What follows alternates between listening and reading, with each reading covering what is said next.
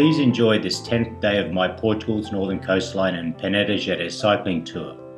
After the past 2 super easy days, during which I focused mainly on sightseeing in the historic old cities of Guimarães and Amarante, it was now time, once again, to spend a long day in the saddle as I began my homeward leg.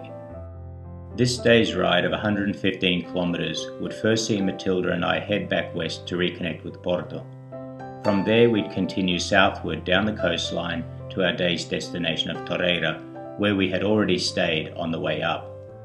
As we could have easily just retraced the same route from Porto back to our starting point in Peniche, the additional challenge now was to try and find some new roads and pathways to explore, even if we'd be riding through and overnighting in the same areas.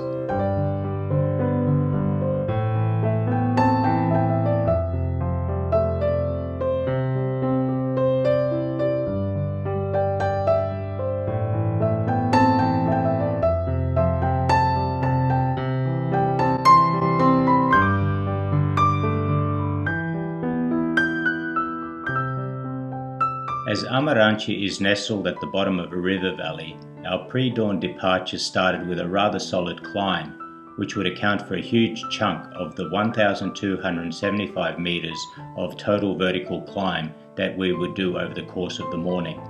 But what a reward we earned when we reached the first saddle, an absolutely glorious sunrise that instantly cured my heavy breathing and heavy legs.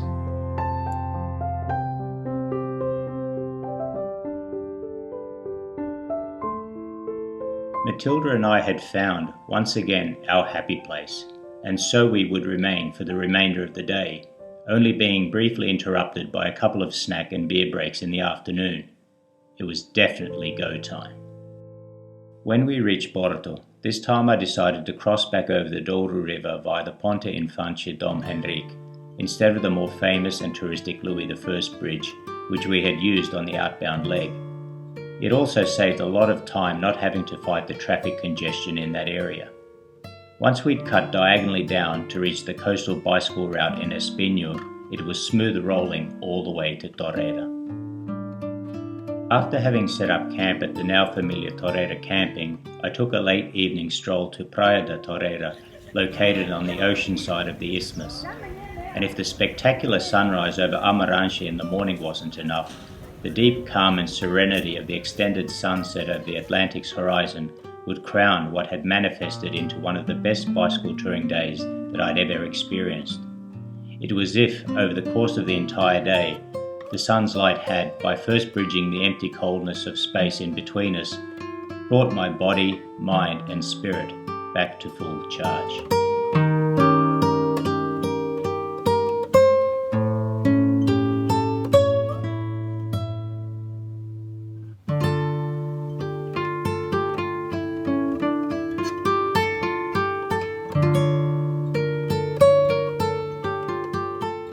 The rays of life shine from the other side of hell. Wonder awakens. Life light.